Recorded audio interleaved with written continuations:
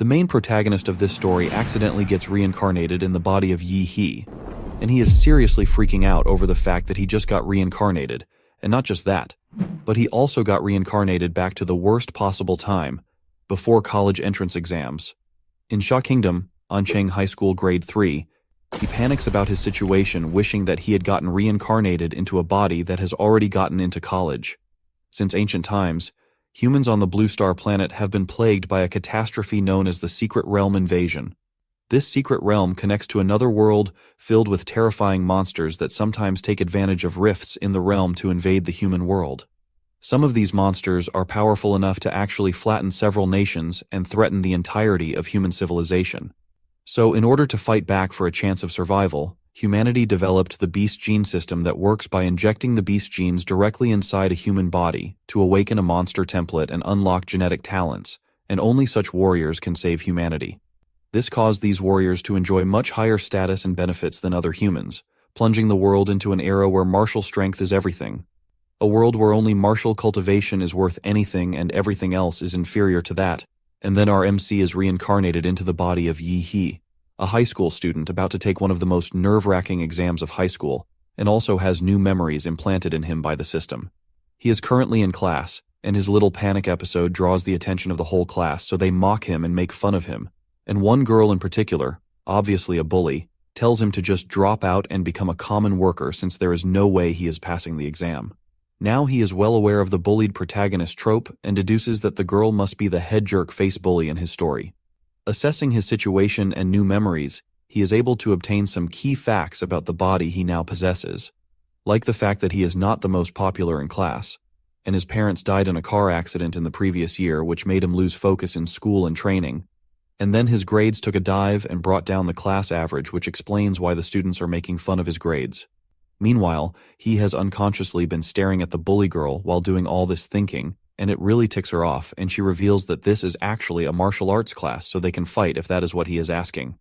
Our MC does not understand why he ended up inheriting this pathetic loser life when he does not deserve it. Just then, their teacher informs them that it is time to begin injecting the genetic modification serum, and he assures them to be brave about it, as their 3 years of building their physique and training their martial energy all lead to this very moment. And then he also mentions the people who never really took it before while maliciously eyeing our MC. Our boy thinks that this is all a very big joke, having to deal with crap that he did not cause, so he is not worried in the slightest, although he is very determined to clean up this Yi He dude's mess and basically become him.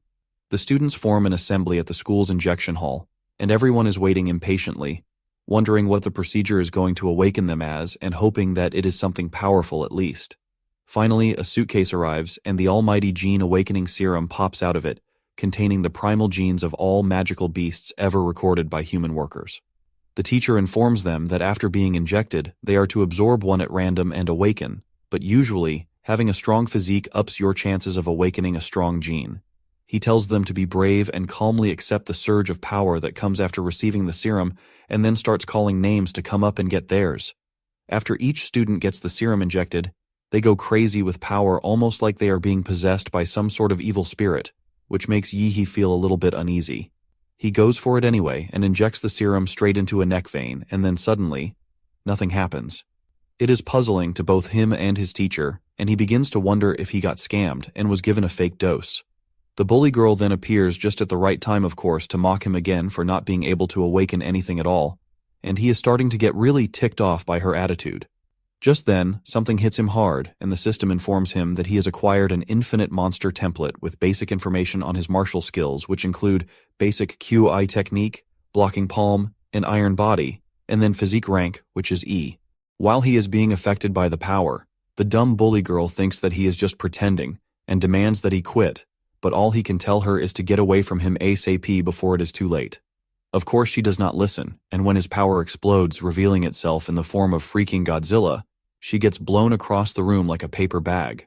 It is not just her, but other students surrounding are also affected, and some even start puking under the pressure of the sheer force of his awakening. A beautiful female character and some random, clearly self-obsessed dude also notice, and the dude is shocked that there is someone that might be stronger than him. Yi He has called upon an A-rank template beast, known as Mad Flame Demola. with bloodline abilities that include Scorching Breath, Molten Pulse, and Spore Absorption, and its advanced form is the Flame Lord Demola. But it can only be unlocked when template compatibility reaches 100%, and currently it is only at 3%. First of all, he has an infinite monster template, and now he has an A-rank template, so he begins to wonder whether this is some sort of cheat code the system gave him. The other students are shocked that almost everyone was blown away by someone they all mocked. Even Wang Xing, He's personal bully, got knocked away, and she awakened a Tier 2 magic beast, the Flame Clam Scorpion. So that is saying something, and now she looks wasted. He apologizes for his awakening causing that much of a scene, but the students are already on their knees begging for his forgiveness. Just then it is announced that the students move to the testing building to have their awakened magical beast gene examined and to test their martial arts level. In the testing room there are machines known as the gene breakthrough devices that are designed to test an individual's magical beast gene and martial level. There is Lin Xinyuan, who used to be just an average student, but because he awakened a strong bloodline, a third-stage magical beast, Swift-Spine Bug, it puts him at the top of many people, which is just unlucky and unfair, really. Then there is Chu Zhou, the self-obsessed dude from before, who is apparently the top of the class, and is a level 9 martial apprentice, and he awakened the top bloodline among the stage 3 bloodlines, Ice Demon Dragon. Also, we see the beautiful girl from before, Miss Lu, who is also a level 9 apprentice, and she awakens a stage 4 rare bloodline, the Nether Sparrow, and that puts her at the top. If a stage 4 bloodline beast should appear in its true form, it can flatten most of a city, and it gives grandmasters a tough time talk less of mere warriors. He wonders why their awakened beast templates are either classified as stage 3 or stage 4, while his was A class. Just then, his name is called up signifying that he is the next person to be tested, but what he meets waiting for him on his way to the machine shocks him. All the students have gathered to give him a grand entrance into his testing tube, with eyes glazing the hell out of him and girls falling really hard. It looks almost unreal, but only proves that this world really does revolve around mental power. He confidently steps into the machine with his new fans now cheering him on after witnessing his awakening earlier. Meanwhile, our narcissistic fellow over there, Chu Zhou, sizes up his competition. The machine cannot seem to identify his magical beast template and can only start his martial arts level, which is just a mere 3, and that shocks the crowd. The fans that were obsessed and could not get enough of him less than a minute ago suddenly turn into a group of disappointed students that revert back to mocking him and laughing at him. He had expected this outcome, that the machine would not be able to detect his template, but his awakening triggered the prompt for the infinite monster template, so he is not discouraged. If anything, he is more fired up than ever, because what this means to him is that he can and will become the king of monsters. Yiho had asked his teacher to take a break from school and study at home, but the teacher is not really convinced that he really wants to study. He tries to explain that he knows he has fallen too far behind, so he needs to go for this special training, because if he continues trying to follow everyone else's pace, then there really will not be any hope for him. The teacher then makes it clear to him that he can only become a warrior by going to college, and with the way he is going, he is definitely going to fail, so it would be best if he prepared himself to repeat the year and try again next year, all in an attempt to discourage him. But it has absolutely no effect, and he keeps pushing with the sincerest puppy dog, eager to learn eyes you would ever see, so much that the teacher cannot resist and grants him permission, although he does not change his stance about he failing. On his way out, he reasons that he still has about 600,000 from his parents' house that was mortgaged and then over $1 million from their accident compensation, so basically, he has some capital to start with. Now, if he wants to get stronger, there are 2 ways he can go about it. He can either level up as a warrior or increase his compatibility rate with his Godzilla monster. According to the data, each monster is supposed to start with only 1% of compatibility, but Tamora, the Godzilla one, clearly has 3%, so the only valid explanation would be that Tamora absorbed the power of the genetic awakening serum and gained an extra 2 points of compatibility. What this proves is that all he needs is gene-related serums that can enhance his compatibility instead of training to death like a musclehead moron. So the next step is clear, to use his mini-wealth and invest in some serums. Once he beeps his card to leave school grounds and enters the main street, he is shocked to see that everyone is just casually walking around with their beasts fully awakened. He can sense them because of the skill he obtained from Tamora. Life Magnetic Field. which allows him to sense life energy emitted by other creatures, their chi, and their blood burning inside them, and also the beastly roars in their bloodlines. It is really taking all he can to hold himself back from giving in to his intense fighting desire. After all, Tamura is the king of beasts in its world, but unfortunately, he is still just a newbie in all this and all he can do is hold back. But once he gets stronger, then he will show the whole world what the title really means. A hot smoking babe pulls him out of his thoughts and advises him not to stare at people like a weirdo. Then he politely apologizes. She is able to deduce that he is just newly awakened and assures him that it is completely normal to not be able to control his powers at this stage. He then politely asks for directions to find genetic medicine, and it shocks her that such a youngster is looking for it because not only does it cost a ton, but its effectiveness also rapidly degenerates over time as the human body builds resistance. He is shocked stone cold to find out that just one of those drugs costs about 400,000, which is basically a whole 25% of his entire fortune. As a compromise, the kind lady hands him her card so that he can get a discount by referral since she is a veteran warrior. He thanks her a lot and waves the kind lady goodbye, and then proceeds to go on a shopping spree, buying weapons and other equipment that he needs. After some intense training, a few genetic drugs, and some Goku-level powering up, Yi-He is able to increase his compatibility rate with Demola up by 1%, making it 4. He is down for this feeling of power, and the drugs really work to increase his physique, but with each drug he took the less effective it was, just like the lady from before had warned. He is not really disappointed though because the level of power-up he just achieved is what others spend years working for. With that cheat code in his hands, he begins to believe that he might just be the top scorer in the exam. With that, he leaves to go get some training done in the secret realm. These secret realms are ranked based on difficulty from E-class being the easiest of all of them to S-class. The monsters in S-class secret realms are totally uncontrollable by humans, and if one of them should choose to invade the human world, then they would all be done for. On his way to an E-rank secret realm, he notices that it is basically a desert void of people, probably because it is an old realm that has been developed for too long, so all the major treasures have already been taken away, leaving only small fry monsters for the rookies to train with. He heads over to the dude in charge to collect his ticket that he booked earlier, and the dude gives him a death contract to sign in case of anything without even batting an eye.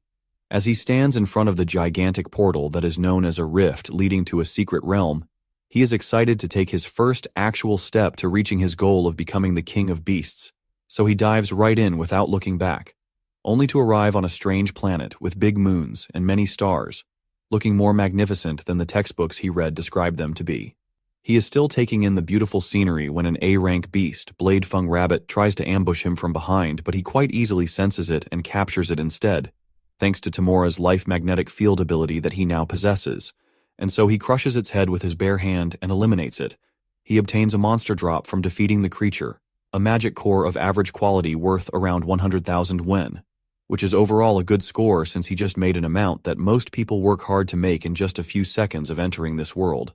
But he still feels it is a waste to be gathering first-rank beasts, and would much rather find a second rank at least. As if he has a secret fairy godmother listening in on his wishes, a second-rank beast, Demon Corpse Bug, appears out of nowhere, and he is excited to finally get to have some real fun. Still at the realm, Yi-He is able to land an attack on the giant bug because he had read the monster encyclopedia before, so he knows that its weak point is the soft armor on the abdomen, which is the obvious place to strike. The bug then comes rushing in towards him like a wrecking ball, so he drops his weapon and switches over to martial arts and sends a hyper beam the monster's way, blowing it out. It then sends a long-range attack of its own which catches him off guard, but he manages to just damage it but barely, and it ruins his clothes which pisses him off because they were not cheap. He realizes that he cannot do anything to this monster at his current martial artist level, and he blames it on the weak body he got reincarnated into, so he has no other option but to use his secret cheat code. So he activates his Emperor Demon bloodline, Mad Demola, and the beast possesses him, increasing his empowerment level from 15 to 21. With this, he heads straight for the bug's mouth and goes through, slicing and dicing with his claws until he comes out from the other side. He is able to defeat the monster in no time flat with his bloodline activated, although he has to exhaust a lot of steam when he transforms back like a jet engine. The sword that he literally just bought basically breaks down when it comes in contact with the monster's venom, and that piece of crap cost over 250,000. He is also really hungry, probably due to the energy conversion, and he did not bring any edibles with him, But something smells really tasty and makes his mouth begin to water. It is the corpse demon bug's green-grade core, and for some reason it is emitting a tempting aura that is basically begging him to gobble it up. It does not really look edible, but he takes it in anyway and digests it. And to his shock, his monster template increases a whole 0.3%. He had spent so much on those fancy drugs when there are free cores here that can increase his compatibility rate just as much, so he basically just wasted his money. It is frustrating, but at least he has found a solution, so he uses his life magnetic field to find even more prey, and by the next afternoon, he has increased his compatibility rate a whole 2%, without having to spend a dime. After reaching 9%, the cores stop increasing his compatibility rate, so he decides to sell the rest instead, and he brings back a huge haul with him too. He brings back a total of 20 white magic cores and 1 green core, and according to government regulations, he has to submit 1/10 of his loot, but the woman in charge is still shocked to see him pull out that amount of crystals in just one raid, which amounts to about 200,000, stunning everyone in the room. 9 days until the college entrance exams, at a D-level secret realm rift, a team prepares to head in and complete a mission to obtain a rare item known as the Blood Jade Flower. During their last mission, they had found the location of the flower, but one of their team members got injured by a monster and cannot join them anymore, leaving them with 1 less than what is required to enter a D-rank secret realm. Luckily, their leader, Lin He, a Tier 2 martial artist, is able to contact an agency that introduces them to a new martial artist, and this newbie is none other than our MC Yi He. But he is going under an alias and has an illegal agency create a fake identity for him because high schoolers are not allowed in D-rank secret realms, although it does cost him an expensive 100,000, which is just theft in plain sight. Lin. He is a little suspicious at first, especially since his fake name, Dadsla, sounds kind of suspicious. But he lets go of it and makes it clear that he is only to observe since he still does not qualify for a D-class secret realm because of his low level of strength, and that plan works for Yi-He as well. With that settled, they move out into the secret realm. According to the tracker, the blood jade flower they are looking for is in an oasis guarded by a Tier 2 monster with a general level bloodline, and Yi-He notices that the worlds are nothing alike. The first one he entered being a rainforest, and this one being a desert. Soon, some earth demon rats start to chase them, so the captain orders one of his guys to deal with them, and Hude shoots some throwing knives at them that explode on impact and take care of the rats in an instant. Yi-He notices that he infused martial energy into the knives to make them go boom on impact, and immediately develops mad respect for this man of few words. Eventually they ditch the car they were in and continue the rest on foot, and when Yi-He asks why, Lin. He has to explain to him that monsters around are highly sensitive, and the sound of an engine is sure to attract unnecessary attention from them. He then uses this opportunity to assign roles in the battle. He orders the only girl in the team to lure the monster out by throwing a stunt grenade. Then the silent guy from earlier and another dude will set traps for the monster, and the last guy will suppress it with firepower while he handles the front lines alone.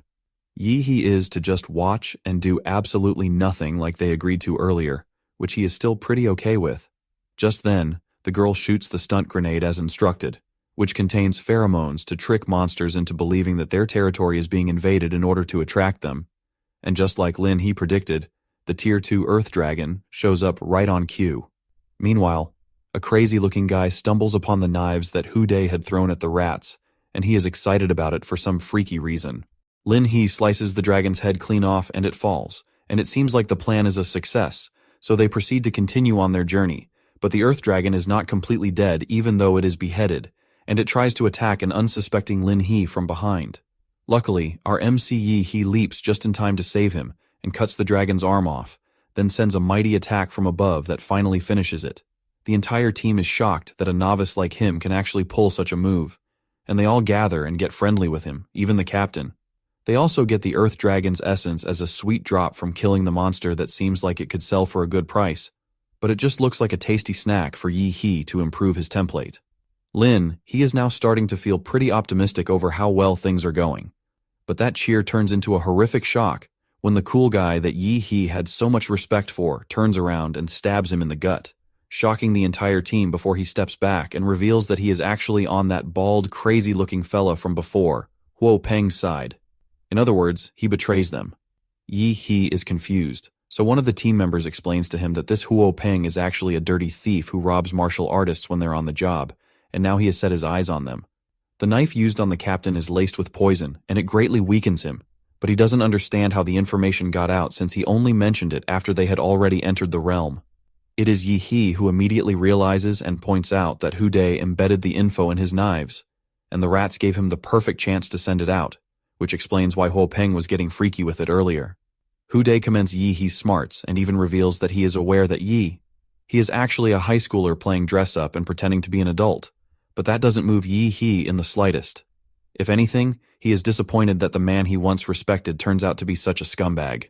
Hu Dai is ticked off by this arrogance and shoots a knife, but Yi He easily catches it with his bare hands and informs him that he is going to have to try better than that. He then activates his ability and gets ready to beat up some jerk face. Huo Peng makes it official by ordering Hu Dai to eliminate Yi He, and Hu Dai happily obliges and begins to attack with multiple knives, none of which actually reach their target because Yi He's energy alone is enough to deflect them.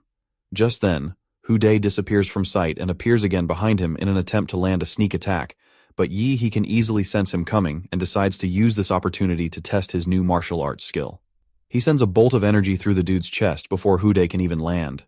The entire team is shocked that a low-level martial arts novice like Yi He can take out Hu Dai in one move, and Huo Peng demands to know what family he is from. Yi He reveals that he is from the Manhwa clan, and he has started accepting pleas for mercy. This infuriates Huo Peng, and he makes it clear that no matter how strong someone's bloodline is, it can never truly compensate for a lack of martial arts skill. He then proceeds to activate his own bloodline, Tyrant Terror Black Bear. He uses a martial arts technique, Peak Shaker, to try and crush Yi He, but Yi He easily dodges it and decides to go for the overgrown bear cub's legs. He manages to deal some damage, but Tier 2 bloodlines are tough, so he cannot cut all the way through even with his abilities. Huo Peng then tries to squish him like a bug in a martial arts energy-infused clap, but Yi He dodges it and gets above him, then uses his core-fused mountain-crushing fist attack to land multiple power-filled punches on the dude, knocking him out of the battle in seconds flat. The rest of the team have graduated from being shocked to being sincerely terrified of what this newbie can actually do, and a beaten-up Huo Peng resorts to cursing him and expressing his distaste. But Yi He does not really give a horse's behind about that as he prepares to give him the final blow, because if he had a penny every time someone cursed him, he would be a millionaire by now. At the magnificent central sports stadium of the city, an announcer welcomes everyone and announces the commencement of the General Martial Arts College enrollment exams. This entrance exam adopts a completion system, and candidates have to compete in pairs, so the winner advances to the next round. The exams last for 3 days, with the first 2 days being for auditions, and only the students that pass them are allowed to take the actual exam on the 3rd day. In the auditions, the students are to fight 3 matches, and then those who get promoted successfully compete against each other all the way to the top of a leaderboard, so that the top scorer of the college entrance examination can be selected. Then the very enthusiastic commentator encourages them to do their best as they carry the fate of humanity as the next generation of warriors. At the arena, multiple battles are happening simultaneously as students strive to display their skills and come out on top. But in Arena 6, there seems to be a problem as one of the candidates hasn't arrived yet. The 2 contestants are Yi He and his female bully, Huang Tong Tong. But only Huang Tong Tong has shown up for the fight, and according to the rules, if our MC doesn't show up and the battle begins, then it is considered a forfeit on his part. Huang Tong Tong is really looking forward to having her sweet revenge with her dude lizard on the crackhead that embarrassed her during the Gene Awakening, but is disappointed when he doesn't show, and the speculators are not too happy either, and have already started mocking him. Time runs out, and just as the referee is about to award the match to Huang Tong Tong, strong warriors in the speculating crowd detect a powerful aura heading straight for them, and then the rest of the crowd notice something flying towards them. As it gets closer, they realize that it's a person, and not just any person, but the player they've all been waiting for. Yeah, hey. He makes a grand entrance landing from the sky, and before Huang Tong Tong can even understand what's going on, she gets a face full of foot as Yi. He sends her flying across the arena with just a kick. Yeah. He is just glad that he is able to make it in time before he gets disqualified without even getting a shot, and Huang Tong Tong is blown away once again by Yi. He's sheer awesomeness and looks wasted, almost like a repeat of what happened at the Gene Awakening. The referee immediately announces him the winner, which actually shocks him, and the once disappointed crowd are now his #1 fans glazing him and his awesome entrance. It turns out that his monster template compatibility has increased to 20%, because the captain of that team, Lin He, gave him the blood jade fruit as appreciation, But it took time for it to work and improve his physique, which explains why he was late. Now that he is here, it is time to show these side characters what he is made of. He advances to the next round and is put against someone from another school. But he one-shots the guy and does the same in the next battle as well, just like he did with Huang Tongtong. The crowd is now going crazy about him, and his fan club is starting to form as he has announced the winner of all his matches, which qualifies him for the actual exam on the third day. University representatives, ambassadors, reporters, and fans flock to him to get on his good side, and all the attention actually starts getting to his head, making him blush like a high school girl.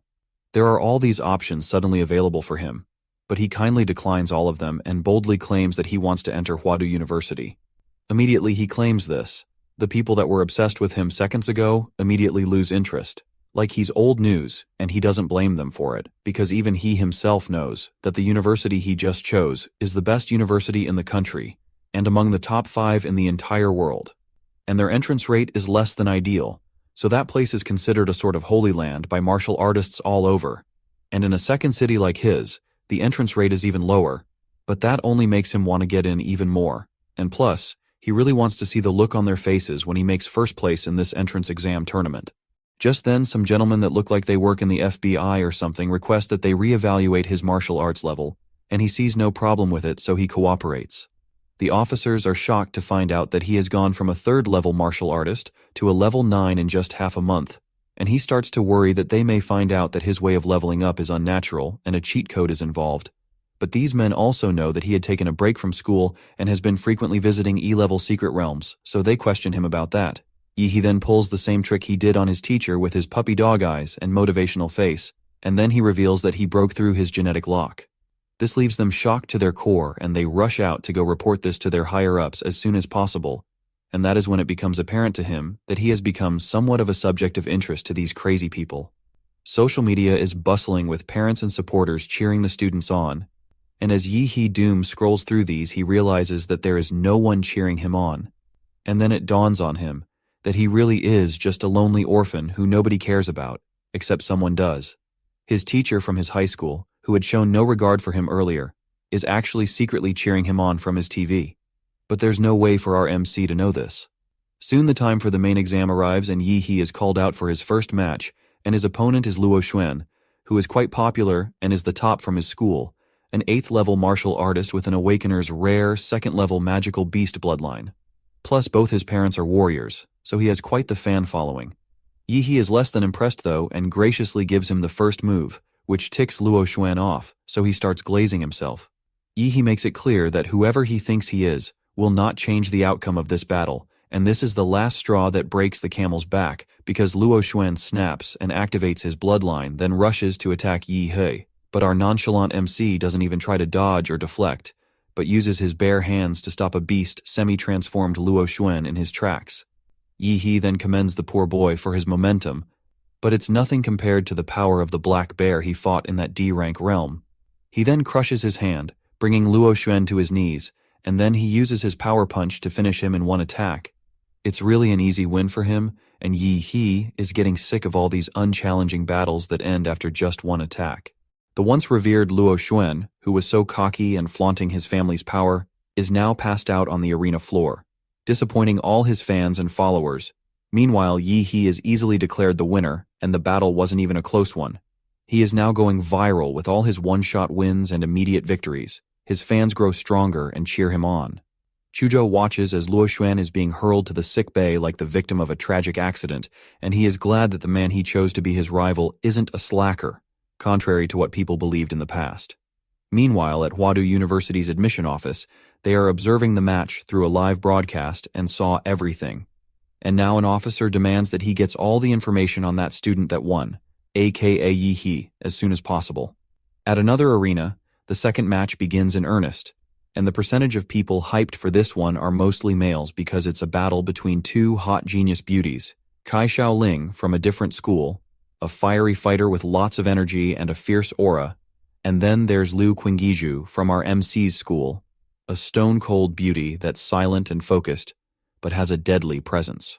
The horny perverts in the crowd can't hold themselves back, being blessed to see beauties of opposing natures dragging it out.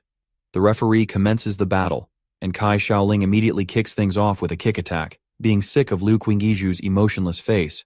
But she defends it with her family's secret art that creates a barrier of wind that deflects the attack and pushes Kai Shaoling back. She then uses Flash Step for a rebound attack that's even fiercer than the last, and aims for an opening she spots at the last minute, but realizes way too late that it was a trap, and Liu Qingyiju had left that opening on purpose to trap her fist in her barrier. Liu Qingyiju then uses this opportunity to land a very high-grade martial arts punch from above, and the commentator is shocked that she is able to master such a high difficulty level skill as a high schooler. Kai Shaoling finally begins to take things seriously and activates her Shadow Claw Tiger King bloodline, which the commentator notes is hard to control because it is a royal bloodline.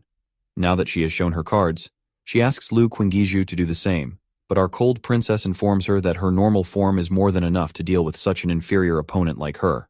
This ticks Kai Shaoling off, so she rushes in for an attack like an impatient tiger that just found its prey, but Liu Qingyiju easily deflects all her attacks with her magnificent secret family arts. And then Kai Shaoling tries another approach, so Liu Qingyiju finally switches from defense to attack, and their two martial energies collide, creating an explosion of dust from the arena. The speculators are dying with curiosity to see who comes out on top in the end. And when the dust finally settles down, they find Kai Shaoling still standing and immediately assume she has won. But the very next second, the girl faints out of pure exhaustion, and it is revealed that Liu Qingyiju is actually the last one standing, and therefore declared the winner of the match. She totally destroyed her opponent, who was at the same level as her, and had a royal bloodline on her side, without even having to activate her own bloodline. The crowd soon starts placing bets on who they think will come out on top this year, and Liu Qingyiju is already taking the lead with that display of power and efficiency, plus the fact that she awakened a fourth-tier beast, of which she hasn't even called upon yet. After that, the top 8 advancing students are asked to come draw lots to choose their opponents, and Yi He draws A, which matches him up against the gigantic hunk of a guy that's almost twice his size, but is somehow still a high schooler from another school just like him. The hunk introduces himself as Shen Guan and suggests that they both pay attention to the first match since their match is coming up immediately after it. The first match is between some dude named Luo Shi and our narcissist, Chuzhou, and it ends with Luo Shi eating dust and Chuzhou coming out on top, which is sad really because Luo Shi had intentionally repeated a year, grinding hard to get into Huadu University, and his bloodline and martial arts are very polished, but ultimately he lost to Chuzhou, leaving the principal of Luo Shi's school grinding his teeth. Yi He then asks his hunk how he compares to Luo Shi in an attempt to size him up. So Shen Guan humbly reveals that he is actually the martial arts club president in his school, and two of that guy combined still can't take him down. Changing from an innocent look to a sharp glare, he reveals that the only real threat he senses in this entire competition is Yi He.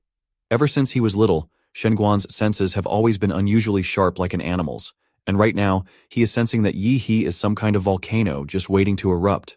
Just as quickly, he switches back to his innocent face card, and informs Yi He that it is time for their match, and with that, they make their way to the arena, and it's playing out to be one heck of a battle between two insanely strong forces.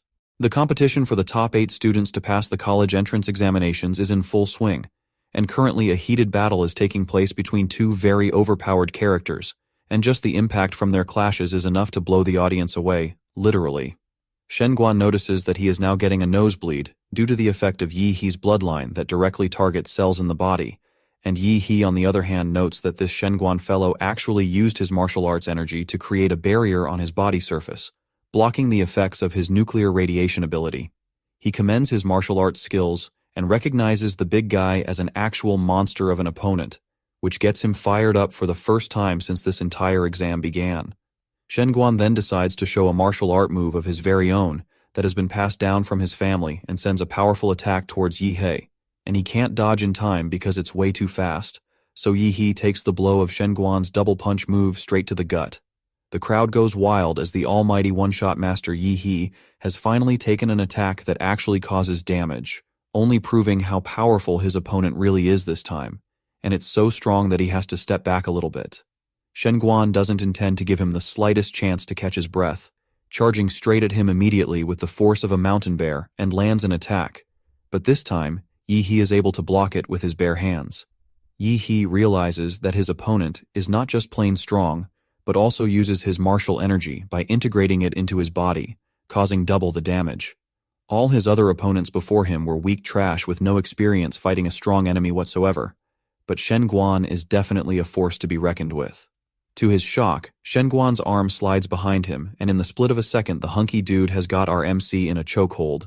And while he has him there, he explains that not only can he inject martial energy into his body to double his attack impact, but he can also lock the martial energy in his enemy's body, which basically means that he just rendered Yi He incapable of using any martial arts for the time being. Shen Guan then uses the force of an ape to hurl Yi He real high up into the sky. Then he uses the pounce of a tiger to get up there and lands a hot uppercut punch that sends Yi He flying back down, and while still mid-air, he uses the plunge dive force of an eagle to catch up to him. And even though Yi He tries to block this one as well, Shen Guan grinds him deep into the ground with incredible power. Shen Guan is basically a walking zoo with so many animal-based martial arts moves in his skill set, and those series of attacks don't give Yi He much space to defend properly, talk less of fighting back, but it is quite satisfying for Mr. Hulk over here. The medical team is already preparing to haul the injured to the sickbay because no normal human should be able to withstand all that and still be able to breathe. And the announcer is about to call the match a victory for Shen Guan when he notices something. There is now a deadly, enormous amount of aura oozing from where he thought he defeated Yi He, and what steps out of all that smoke is an almost fully transformed Yi He, who has activated his bloodline and is more than ready for round 2 of the very entertaining battle, and he commends his opponent for being the first person to witness him in this form. The announcer informs the crowd that with a full monster embodiment like Yi He just did, he is already more than qualified to enter Huadu University without even having to take the exam. And in all his life as a commentator, he had never expected a person like this to come out of a small city like this, talk less of a high school student. This new development shocks Shen Guan to the core, as he had never expected that his opponent would be at such a high level of bloodline awakening. The examiners are all equipped with monitoring headphones to help them monitor the candidates and other stuff happening both inside and outside the examination room, and one of them is shocked to receive an alert that the nuclear radiation value of the arena is rushing off the charts and with alarming speed, so to prevent it from leaking into the audience, the officials take immediate action by working together to create an ultra-strong barrier around the arena to keep it contained. The crowd goes wild with this new development, and the subject of what Yi He's awakened magical beast is comes up, and then it is revealed that it is actually an unknown species, and Yi He presumes that his awakened magical beast, Demora, does not exist on this planet, which would explain why no one has heard of it. Shen Guan starts bleeding from his nose again, and then he realizes that his martial arts barrier has reached its limits and is no longer effective, so he definitely cannot drag this battle for too long or he will lose for sure. He awakens his bloodline, the demon ape magical beast, a third-rank royal just like Kai Shaoling, and rushes to attack Yi He before he runs out of time. But Yi He is done waiting around to get beaten without ever getting the chance to fight back and also sends his own attack. The clash is massive, and it totally destroys Shen Guan's arm, leaving it all bloody and bruised. But it would have probably been much worse and completely non-existent if he hadn't released his own force just in time. He has made such a big fuss and now he's regretting getting so cocky, because the being standing as his opponent is definitely not a normal human, and Yi He is dead set on winning this match. The second match of the top 8 students' college entrance examinations will definitely be one for the record books, as we have a third-order king bloodline going against an ultra-powerful unknown bloodline. Shen Guan reasons that since his opponent's bloodline awakened, his strength skyrocketed, and he lost the ability to lock his martial energy, and now he is running out of it to finish this match. He reminds the big guy not to get distracted as he rushes towards him at full speed and then rains a load of attacks on Shen Guan, so Shen Guan retaliates by using his spaghetti hand move to lock onto He's arm in an attempt to immobilize him, but he doesn't even slow down one bit, so Shen Guan then uses it to change positions and appear behind him, then leaps into the air and comes down with a mighty elephant foot that packs a real punch on Yi He, and he doesn't even try to dodge and just stands there taking the full blow. Shen Guan is shocked to see that Yi He is totally unaffected by that attack, not even a single scratch or dent on his beast armor. And then Yi He pulls his legs that had been nailed into the ground from the sheer force of Shen Guan's last attack out, and prepares to land his own attack, because it's finally his turn to deal some damage. Yi He charges up one heck of a power punch, and is about to fire when Shen Guan suddenly gets on his knees just before the punch makes impact, bows his head, and politely asks to withdraw from the match, showing the utmost respect to his very strong but now confused opponent.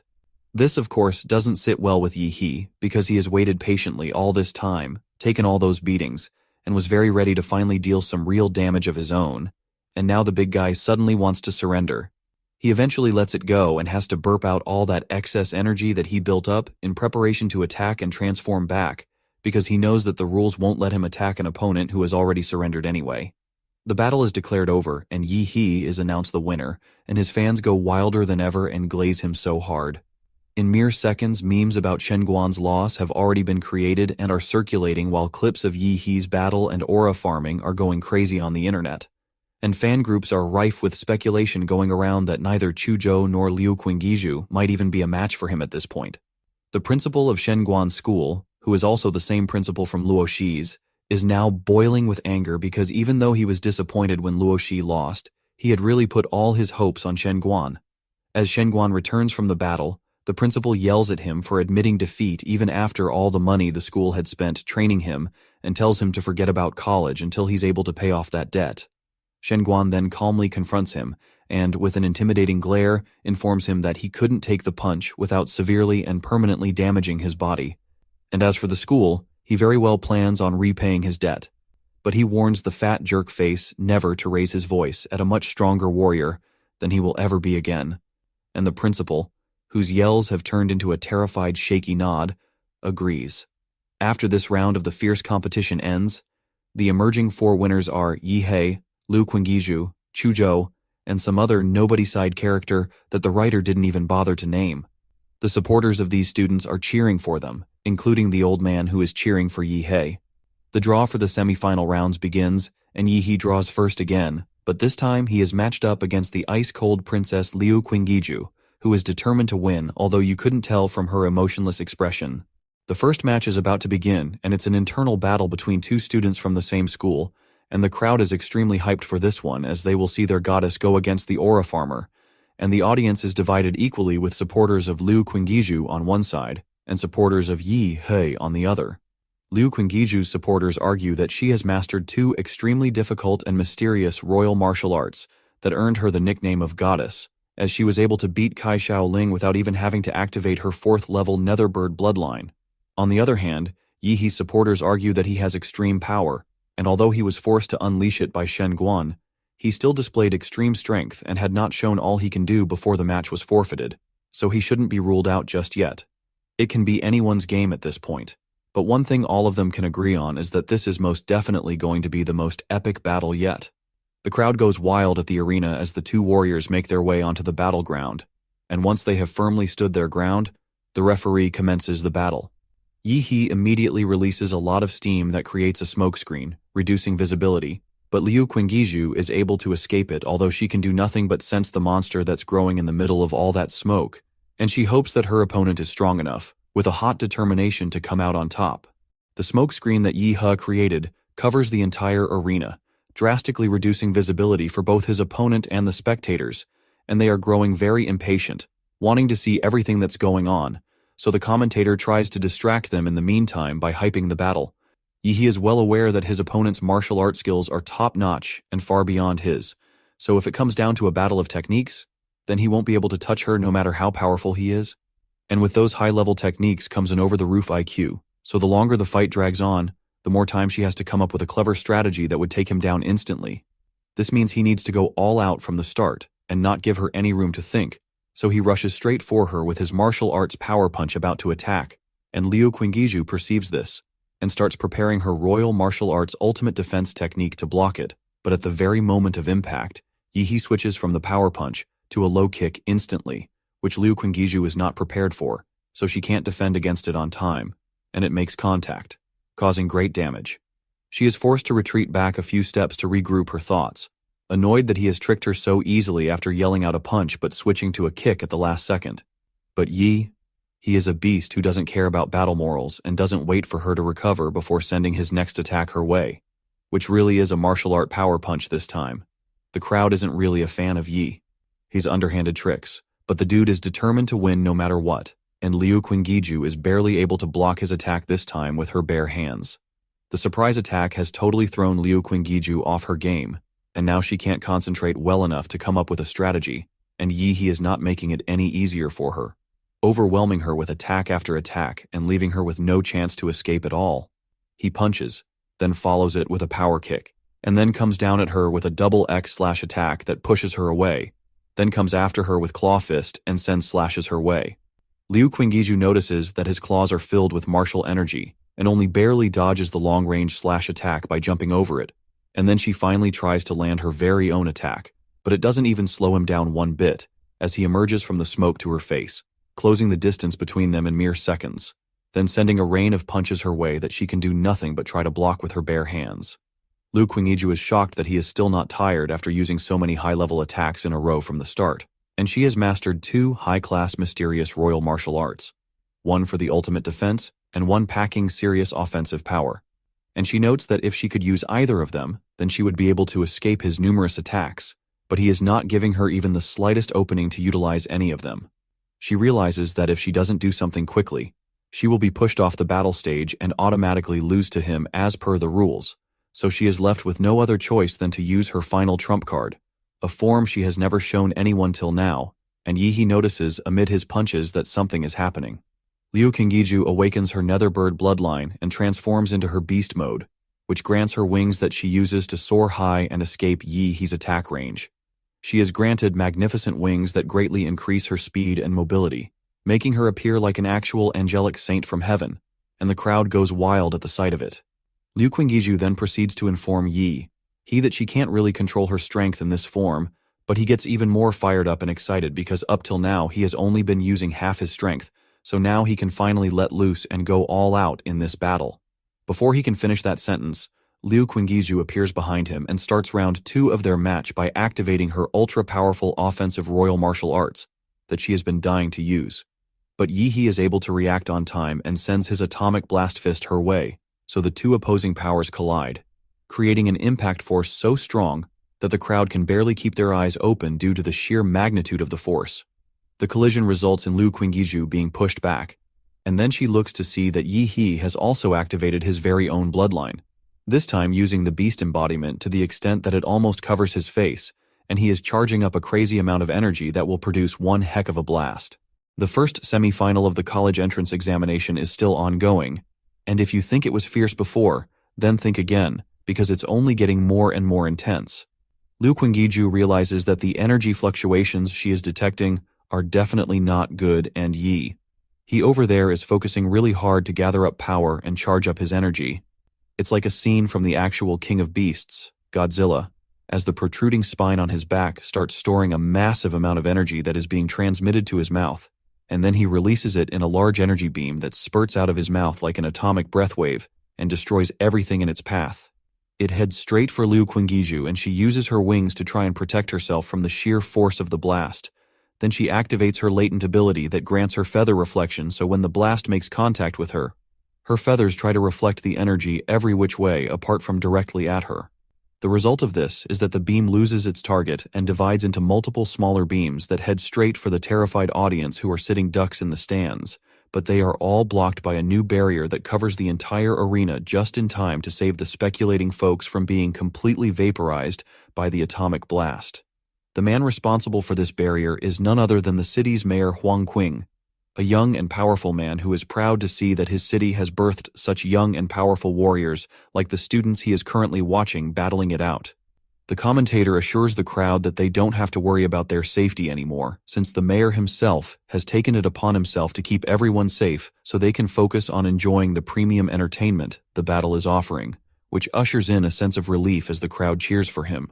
Meanwhile, back to the actual battle, Liu Qingiju is now bleeding profusely because she has taken in a whole lot of damage, and her feathers had tried their best in deflecting the power beam, but they were ultimately vaporized by the beam, leaving her completely wingless, although it's the only reason why she's still able to stand after all that. She is shocked that her opponent was not only able to break through her defense, but also inflict a whole lot of damage on her with just one shot beam, and she starts to doubt whether she can actually beat Yi.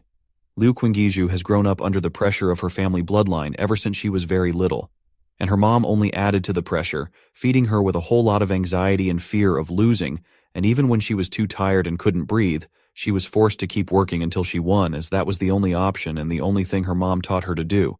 and now she's tired of fighting and exhausted from facing a strong opponent like her classmate Yi He. So she convinces herself that giving up at this point is only natural since there's no way she can win.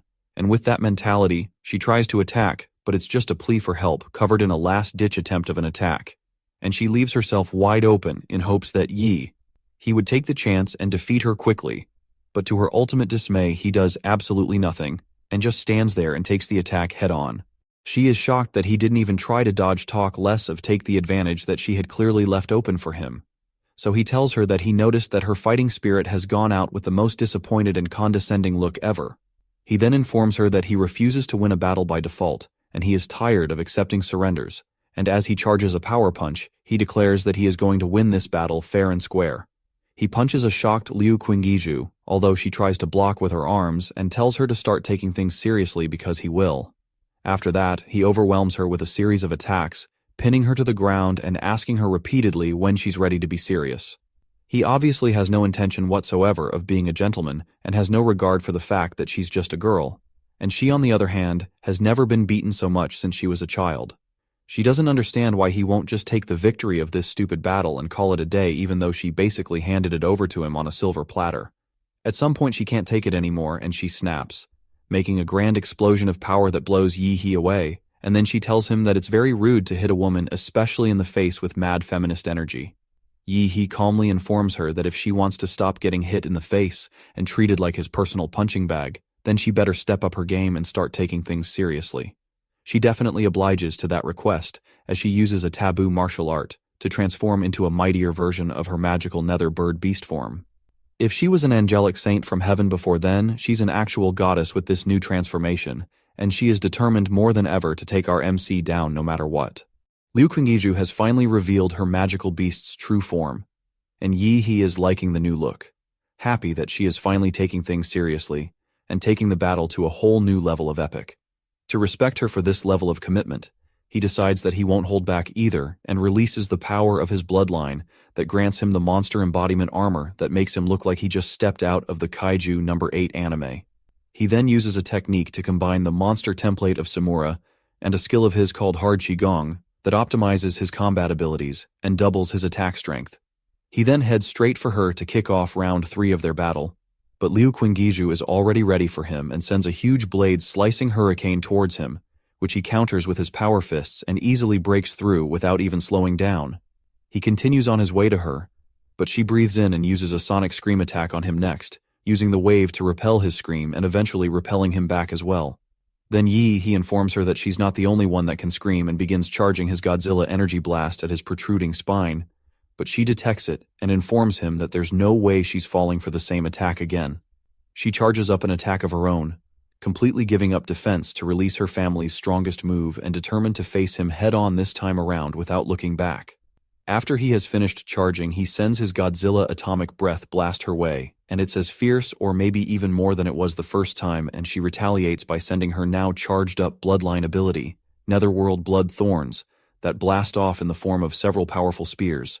The two powers are about to collide, and the examiners, commentator, and entire crowd are worried that the students won't be able to control that level of power or the impact it will cause afterwards. The mayor, Huang Qing, uses a gene technique and activates the divine leyline wall, a group of walls that appear in between the opposing powers to at least cushion the collision impact, but it does almost nothing as the powers easily break through it, and the collision happens either way, creating a huge explosion as a result. The mayor had contained the effects of the collision, reducing its impact on the crowd to a bare minimum, if not most of them would have been evaporated by the sheer force of the blast. He notes that his 3 leyline walls were prepared too hastily, and they were not as solid as usual, hence they could only do little to stop the collision from happening, and he had never thought that such incredibly strong students would be participating in this year's competition. Liu Qingiju is now bleeding even more profusely than before, and her left arm is completely shattered due to the impact of the collision at such close range. Although the power of her magical beast's true body has been completely exhausted, she still can't give up and is still determined to win even if it's obvious that her body doesn't agree with that logic.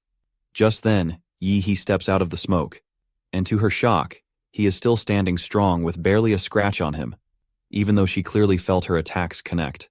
He informs her that if she doesn't get rid of the nuclear radiation in her body, then she'd be crippled for life later on. Then she hesitates a bit before she starts yapping in tears about how she didn't even want to fight him to that extent. But he just had to keep pushing her up until her breaking point. He then comes down to her level and calmly explains to her that he knew that she really didn't want to give up on winning, and she was just lying and trying desperately to convince herself otherwise, not wanting to admit to her competitive spirit. When she started fighting for real just now, he could feel her burning desire to win this stupid battle, and looking back on it, Liu Qingiju realizes that he's actually right.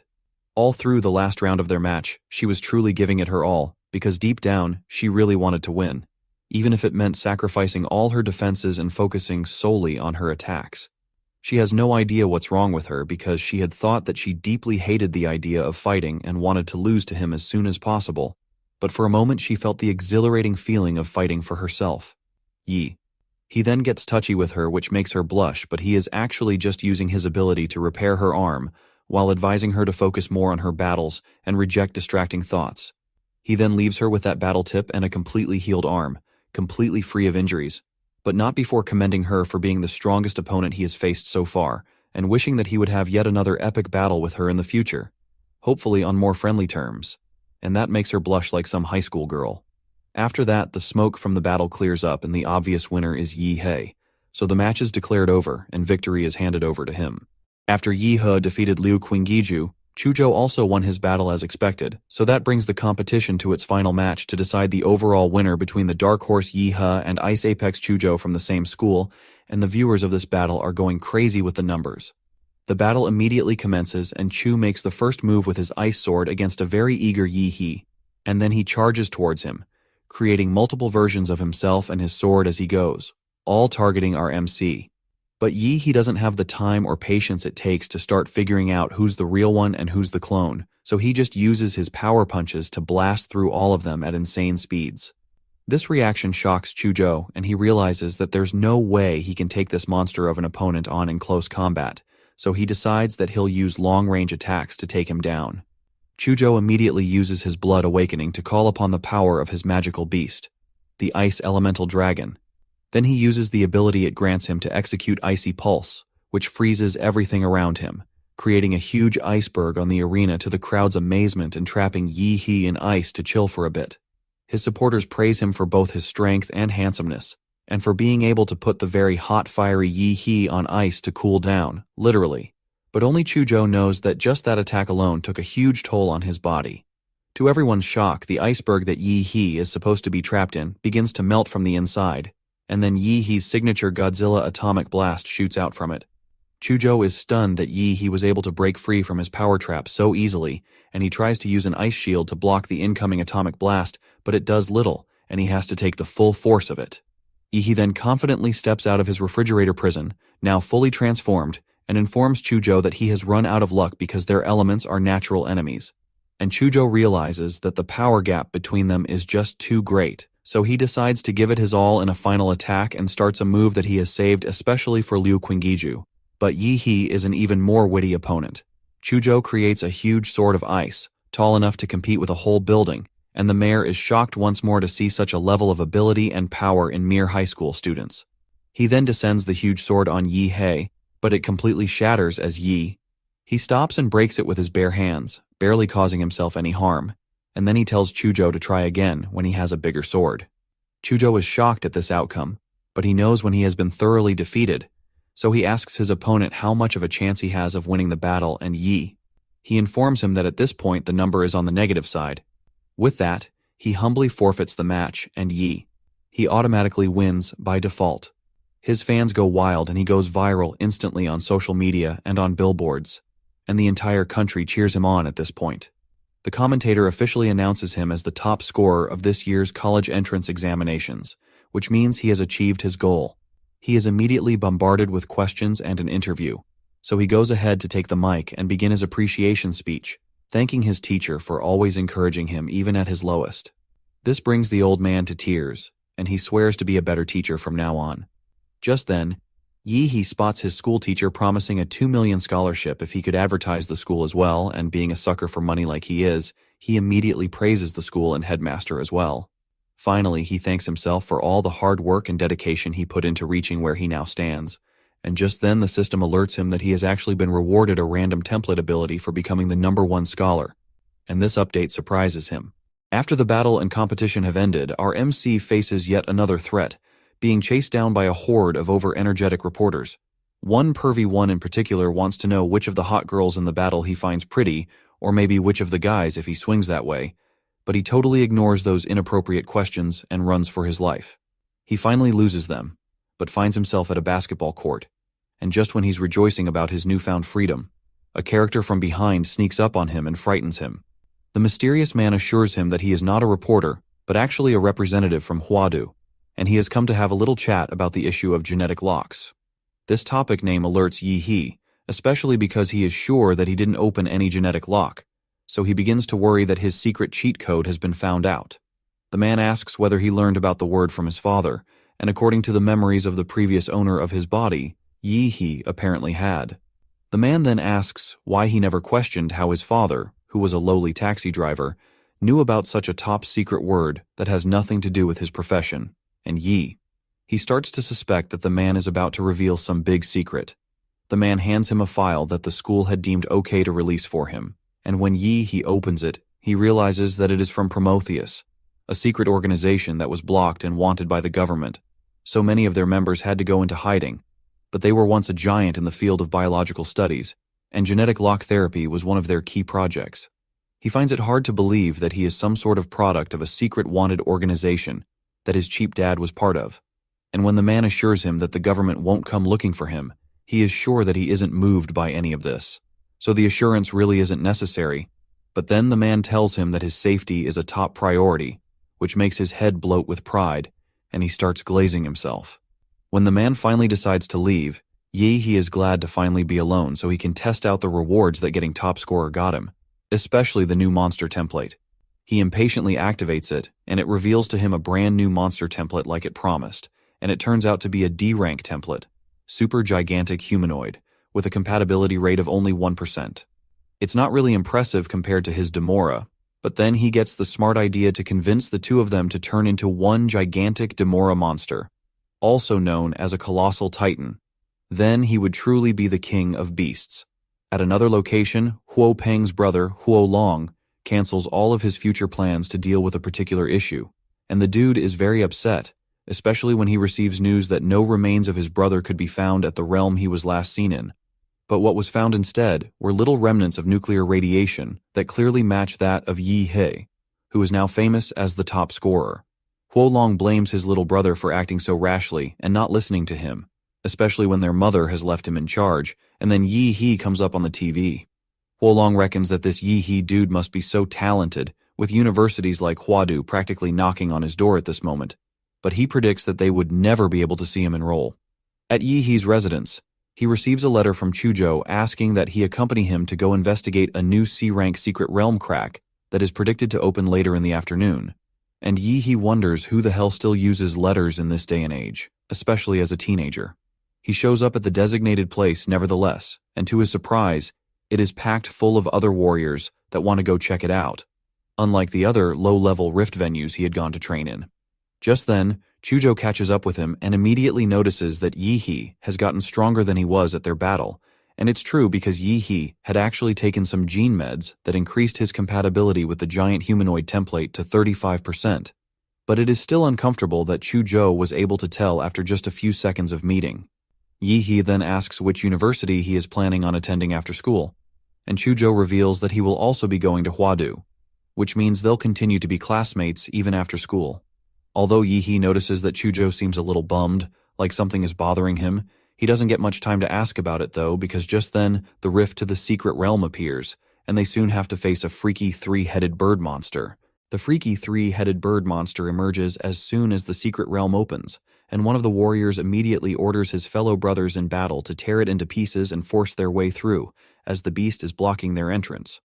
The warriors all rush to attack simultaneously, coming in from various angles and with different types of attacks to attack just one monster, and the three-headed bird, on seeing the rain of attacks heading right for it, immediately begins to panic and starts considering just turning tail and running, but it's stuck and can't turn back. So in the end, the earliest bird doesn't get the biggest worm, but what it does get is a world of excruciating pain. At the Redwood Mountain in the Secret Realm, the rift opens up and all the warriors emerge from it, including Yi He and his temporary partner Chuzhou. As soon as they land, Yi He picks up on an oddly intense stench of blood, and then he realizes that it's a beast tide, which is when a group of monsters form an army, and they have been waiting for visitors for quite some time now, and they are determined to be good hosts and show their guests a good time. The warriors immediately engage with the monsters, and it's an all-out war that is pretty intense, because as the national laws state, one must give priority to eliminating monsters and resisting the beast tide. The warriors are on the winning side as they slice and dice the freaks, and Chuzhou uses his bloodline ability to put some of the monsters on ice to cool down for a bit. But then he lowers his guard, and a monster manages to sneak up behind him, and it is about to attack, but its guts are blown away by Yi, his atomic explosive fist. He then advises Chuzhou to always watch his back, and Chuzhou is grateful for the assist. But Yi He is getting bored at this point because none of these monsters are proving to be worth his time, and Chuzhou is shocked by the sheer number of beast corpses surrounding Yi He at the moment. He notes that the monsters are shown no mercy, as they literally have their flesh and bones melted, so he suspects that He must have used his large-scale nuclear radiation on the poor creatures, which is difficult to resist, dodge, or deflect, and the most terrifying thing is that it can directly attack the cells of living things. Yi He is basically aura farming as usual, and the other warriors begin to notice that the battle is ending way quicker than any of them could have anticipated, so they begin to wonder if there's a high-level warrior amongst them. One warrior points out that the top scorer of the college entrance examinations is here, which would explain why the battle is ending almost too quickly, but the warriors who didn't watch the college entrance examinations don't get it, and believe that there's no way a high schooler can be this powerful. But the one that did watch it informs them that that high schooler can defeat 10 warriors at once without breaking a single sweat. So with that, all the warriors agree uniformly to drive the monsters towards our MC so he can take out the trash like he always does. After some time, a signal flare arrives from the front lines, signaling that the leader of the beast tide has been defeated and thereby solidifying their victory. Chuzhou is relieved that they are at least done with the first wave of monsters, although they did suffer casualties because there are now only about 800 of them left out of the thousands that originally arrived at this secret realm, and of that 800 many are injured. Just then, Chuzhou is shocked when he spots Yi hauling a huge load of monster cores, and he really needs a way to transport them, so Chuzhou offers his storage ring, which he knows costs tens of millions, and it becomes apparent to him that his buddy isn't low on funds in the least. Just then they are interrupted when some rando announces the arrival of Boss Wu Sen, and the warriors are thankful that they have him. Otherwise, they would have died from exhaustion in the battle sooner or later. The huge, hunked, incredibly tattooed man approaches Yi He and greets him politely, recognizing him as the top scorer in the college entrance examinations and introducing himself as the leader of the Silver Wolf martial arts group in An City. He then commends Yi's heroic actions and proceeds to hand him a special invitation to join his martial arts group, promising that it won't affect his college education, but it will allow him to enjoy various bonuses and benefits, and he is even willing to sign an S-level membership contract with Yi He. The other warriors are bursting with jealousy, because having the leader of the Silver Wolves martial arts group personally invite you to join him is no small feat. Moreover, without the support of a martial arts group, a single warrior cannot support his extremely expensive martial arts career. Not to mention, the Silver Wolves martial arts group is considered to be a very big group in the entire kingdom, and even ordinary Huadu students can't get an S-level contract. Just then, they are interrupted by a hot lady casually riding on a purple flame tiger, who is a little surprised that her buddy Wu Sen had hurried all the way back here just to try and recruit people. As if she is any better, because the very next moment she turns to Yi He and offers him the exact same invitation to join her own group, which is the Chengda martial arts group. She admits that they aren't as big as the Silver Wolves, but she guarantees 15% of the group's monthly training resources.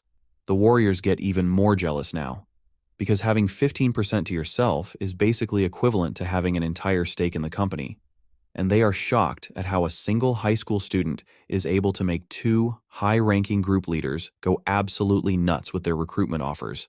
All this sounds good and all, but Yi He immediately but casually rejects both of them while itching his ear like he's getting bored again.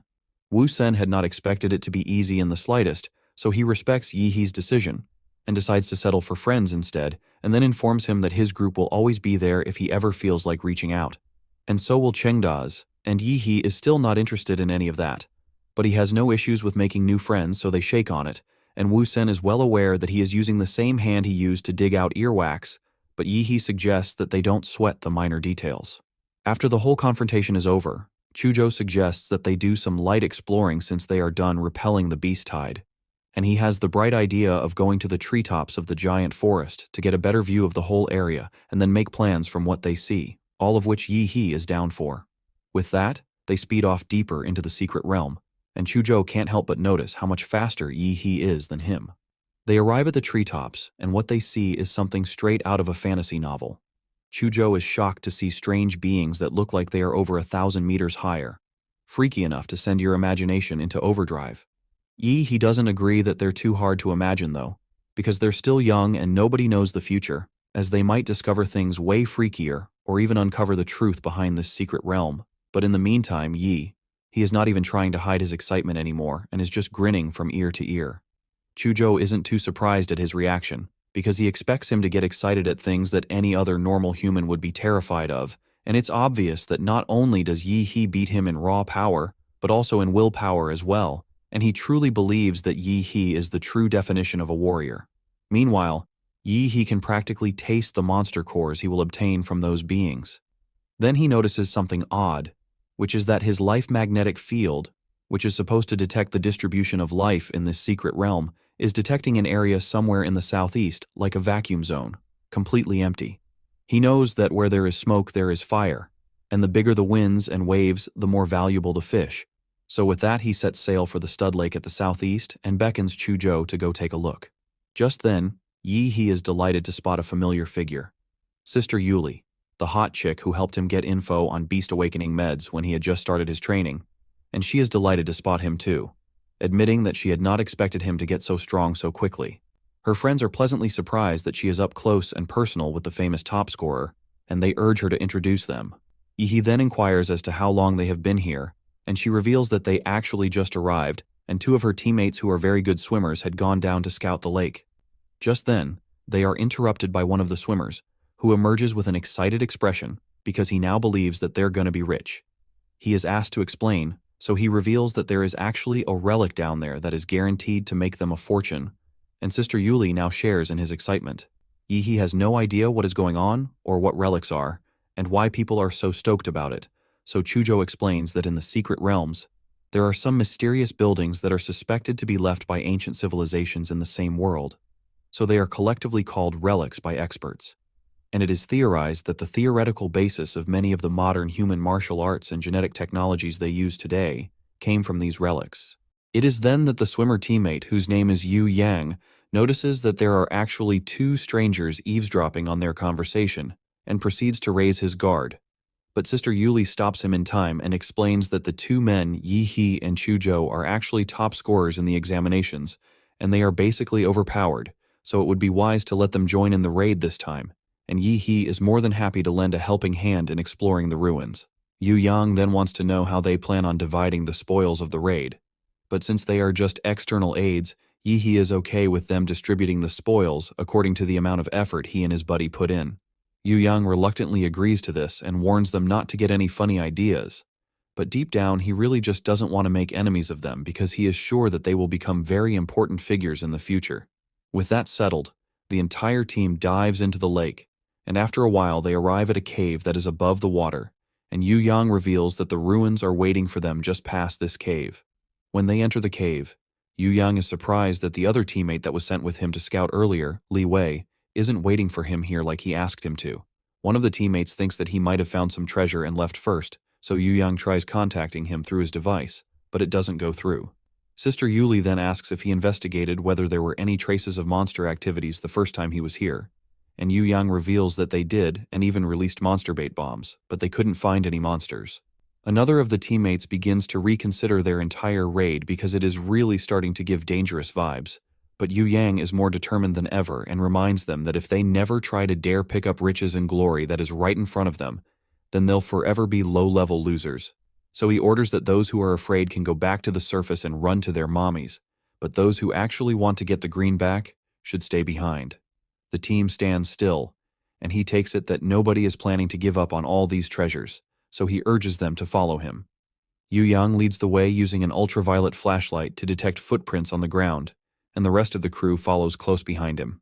He can't help but feel that something is off about this whole excursion, so using the movement of his lips, he silently communicates his concerns to his buddy Chujo, and he agrees with him, stating that the time doesn't match. Sister Yuli told them earlier that she and her teammates had just arrived at the lake not too long ago, which was at most 10 minutes. Yet Yu Yang and his now missing partner Li Wei are able to find this cave, which is literally at the bottom of the huge lake. And through the underground cave, they found such a hidden route to the ruins, almost as if they have some kind of in-game cheat map that led them straight here. Now Chujo is sure that it's some sort of trap, and suggests that Yi He alerts his friend and they all leave now. But Yi He, being the battle psycho that he is actually excited to see what surprise lies in store for them. And plus, he has a trump card.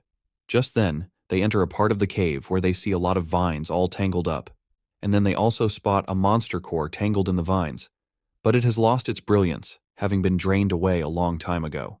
Tangled in the vines are also other monster cores and corpses, which explains why they didn't see any aquatic magic beasts in their way here, because they had all been devoured a long time ago. Sister Yuli then asks Yu Yang where the relic he spoke of actually is, because she can't spot anything other than old cores and bones. But just then, one of her teammates spots something that would traumatize her for life. The corpse of the teammate they were looking for, Li Wei, and his body is completely drained of life, like the other monster corpses and cores.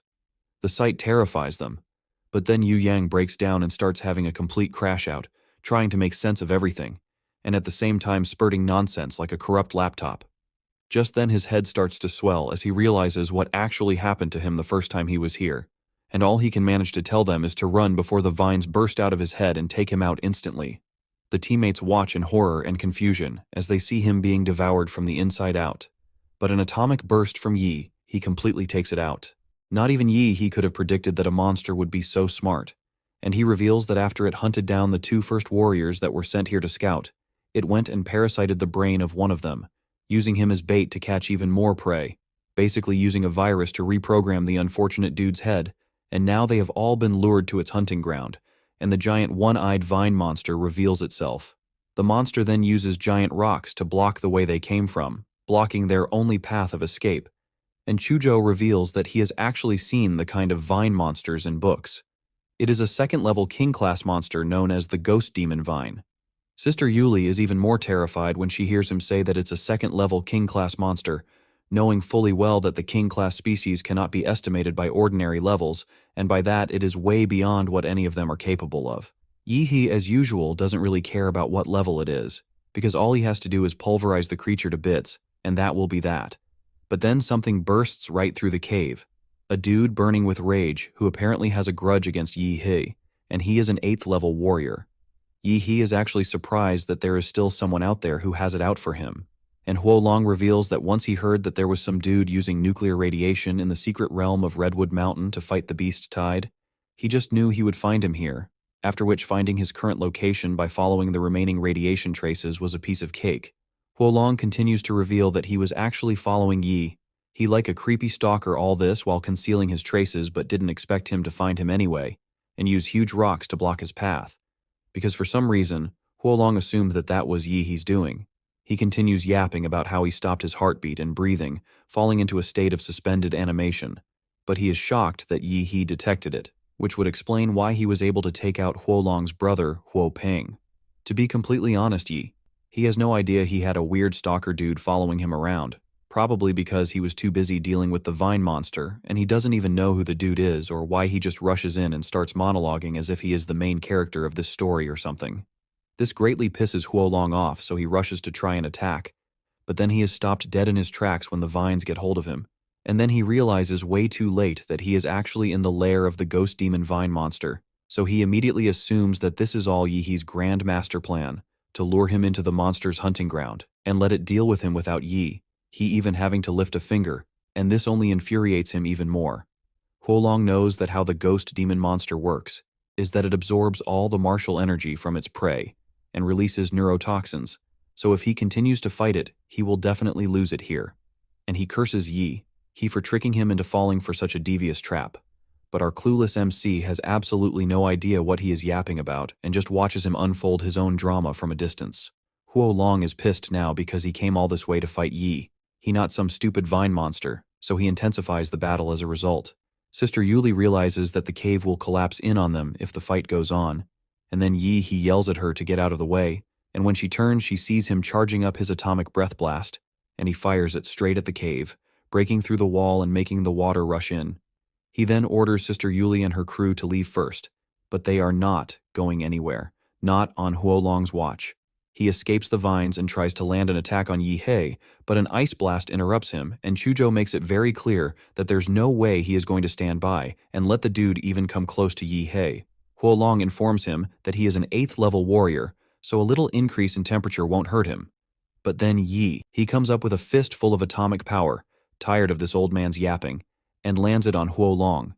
The attack makes contact and drills Huo Long straight into the ground.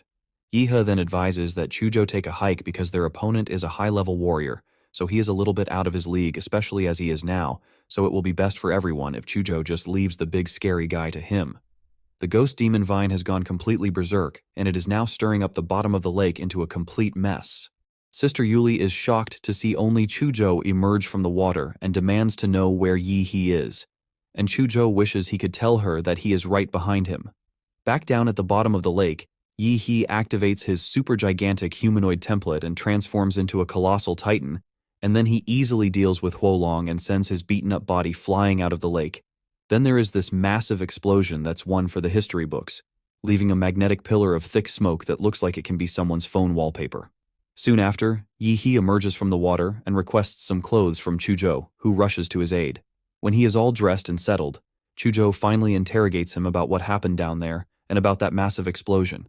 Yi explains that the mysterious warrior actually brought a plasma bomb with him and took himself out together with the ghost demon vine. Chuzhou isn't really sure that he buys that story, especially since a plasma bomb is a military-grade equipment, so not just anyone can get their hands on it, and then he could swear that he saw a giant-like figure in the smoke after the explosion. But Yi desperately tries to cover it up by saying that it was just an illusion caused by the explosion. He really doesn't want to expose his trump card, which is his monster template ability, and he only uses it because he was backed into a corner, and he ended up absolutely annihilating Huo Long, of whom he still doesn't know who the dude even is, and then he lost the ghost demon vine's corpse as well, but fortunately he was able to acquire the monster core before it all went up in smoke. After that, the two parties depart ways, with Sister Yuli apologizing for having put them through all that hell for nothing and thanking the boys for saving their behinds, promising to make it up to them once they return to the human world. But he tells her not to worry about it. After all, he still owed her for helping him back then, so this would be considered payment. After all that is done with it is time for our MC and his buddy's favorite part of this entire secret realm raid, monster hunting frenzy. 3 days later, the boys return to the human world from the Rift Gate and are shocked to see that the entire place has been developed so quickly, with planes flying and infrastructures everywhere. It has basically been transformed into a small city, so they note to themselves how terrifying the country's renovating abilities actually are. Yi then heads over to the appraisal office to get his spoils checked out and dumps the huge haul of goodies on the receptionist's desk. She tells him to take his time as damaging the goods might have them nullified, but he explains that there are just so many, so if he doesn't hurry up and offload them, then he may be stuck here for a long time. The receptionist assures him that she is a professional, so there is no haul he could possibly bring forth that is too much for her. And with that, he pulls out the storage ring Chuzhou lent him, then brings out all his spoils, huge bag after huge bag. After he is done, the receptionist is already exhausted just looking at the bags, and after the 7th bag he admits that that is the last one, but tells her to hurry up and calculate as he hadn't even started with the spiritual medicines yet. At the Spiritual Medicine Appraisal Center, the folks there are basically drooling over all the different ultra-rare items Yi brought back with him on his little training journey. There are so many rare items on display, and the low-quality ones alone are worth over 30 million because of their sheer numbers, while the high-quality ultra-rare ones include the 300-year-old 7-star leaf and the Liu flowers. The folks are amazed at the kind of luck Yi has, having made a major fortune from a single raid just from the medicines alone. As he watches them ravage his goodies like animals, he notes that now that the green and white quality magic cores have no effect on him, he can easily exchange them for money. But then there are special cores that he can't afford to just give away for money, including the 5 blue monster cores he obtained from eliminating 3rd-level monsters during the Beast Tide, and the green core with mold patterns he obtained from eliminating the second-level king-class demon ghost, Vine Monster.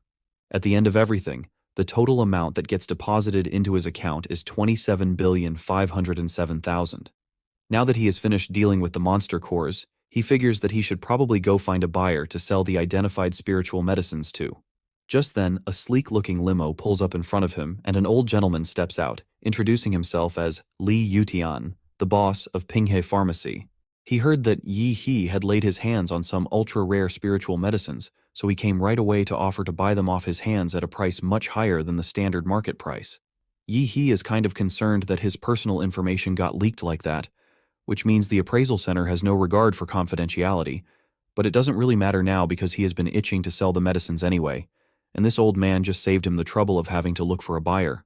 The car zooms off after the business is over, but not before the man tells him to come back if he has any more spiritual medicines he would like to sell. From that deal alone, Yi He receives another 745,000. But he doesn't look as stoked as one who just made a fortune should look, because even with all this money it can't even come close to improving his strength by 10%, as he believes that personal strength is what actually counts. And the general genetic potions on the market and those white or green monster cores he just sold give almost no improvement to it. He remembers that his monster templates are picky eaters, even more than himself, and they prefer things like the blood jade fruit and advanced genetic potions. He can't even begin to have the qualifications to get these kinds of high-grade stuff, but then he has a bright idea, which is martial arts. He remembers that back at the college entrance examinations, he was only able to beat Lu Qinggiju and others because he relied solely on the powerful abilities of the Denora template. But in terms of martial arts, he knows that he can't begin to compare to those martial arts masters. So he figures that all he has to do now is get those domineering martial arts, and then he speeds off to put his plans into motion. Back at his middle school, Yi He visits his principal, and he treats him like a fine visitor, pouring him coffee and massaging his shoulders, which honestly makes Yi He a teensy bit uncomfortable. The principal praises him for scoring top in the college examinations and becoming a role model for the rest of the students.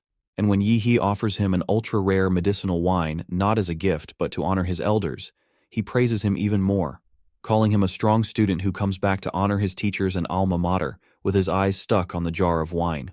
Yi He then states what he really came there to do, which is to ask his principal to connect him to a strong martial arts family that could teach him the art.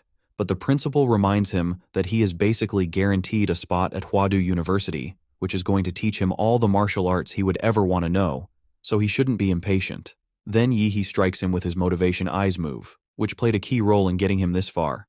And just like always, it works like a charm and the principal gives in, promising to introduce him to someone who can help him. After all, it is his job to train students even when they have already left the school. He then proceeds to praise him, and that makes the principal's head swell with pride. The next afternoon, He gets a call from his principal as he steps out of the shower, informing him that everything has been arranged like he requested. He thanks him for this, then politely asks for the family he arranged for him, and is shocked when he hears that the Liu family is willing to teach him their secrets. At the outskirts of the city, some rich dude shows his babe a good time by taking her on a motorcycle ride through the city, and the girl praises him for driving so fast, and he takes the chance to try and impress her. But then he pokes a hole in his plans when he pulls up behind him and tells him to concentrate on the road so as not to injure himself or his loved ones. The dude yells at him for startling him like that, and he is pissed that he can talk to him so casually, especially considering that he is riding on a broken shared bicycle. The dude then picks up the speed and zooms off in an attempt to leave Yi He in his dust, but Yi is not impressed in the slightest, and then uses his atomic power to boost past them in an instant, leaving them in his dust. The couple are completely blown away by his speed, which is almost as fast as an airplane, and they begin to wonder if they have started making bicycles this fast now. Yi arrives at his destination, and he is not too surprised when it's a massive mansion that's so fancy, as expected of a martial arts family. He can even detect several powerful beings with his life magnetic field ability. Just then, Lu Qinggiju appears from the entrance to greet him, and she's looking cute in a casual dress, so he doesn't pass up the opportunity to tease her a little before he eventually lets it go and follows her into the main building.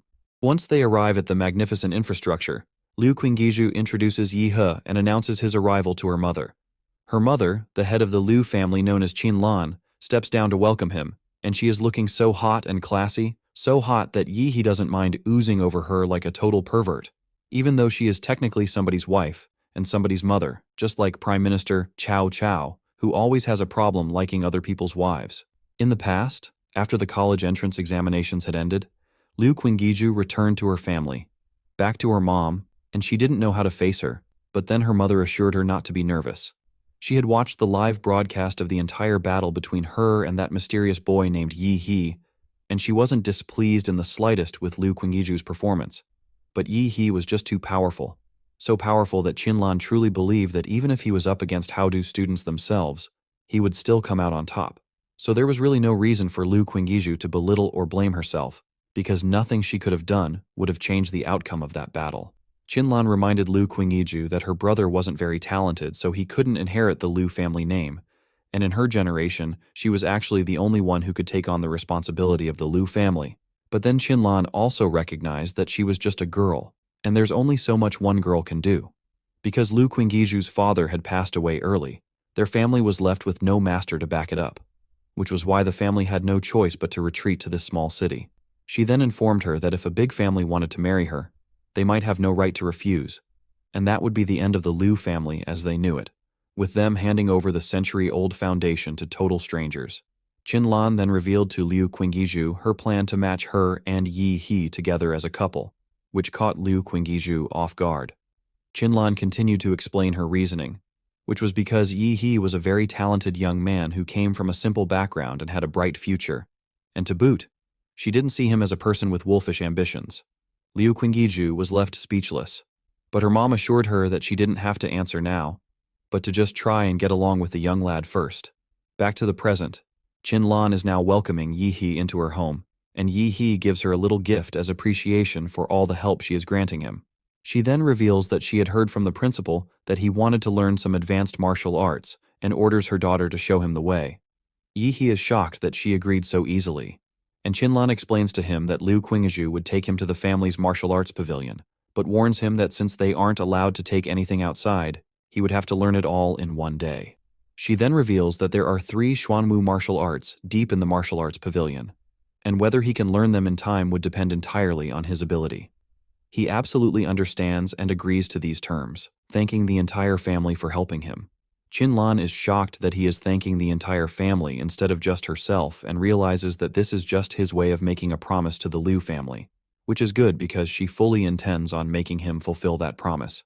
Qinlan is really starting to take a liking to Yi He, but something about the way she is looking at him makes Yi He very uncomfortable. As Liu Qingju leads Yi He to the pavilion, he notices that she is avoiding eye contact with him at all costs, and when he asks her about it, it startles her and she denies it immediately. So, being the Riz Lord that he is, Yi He gets up close to her face, forcing her to look him in the eyes, and as expected, she gets incredibly flustered and pushes him away in embarrassment, and he is having the time of his life toying with her. After all that foolishness, they finally make it to a very tall and intimidating gate, and Liu Qingju explains that the gate is actually made of huali stone, a special material that is extracted from the secret realm which can absorb the attack power of a Xuanwu master level without breaking. Then Yi He asks if he can punch it, being the dumb MC he is.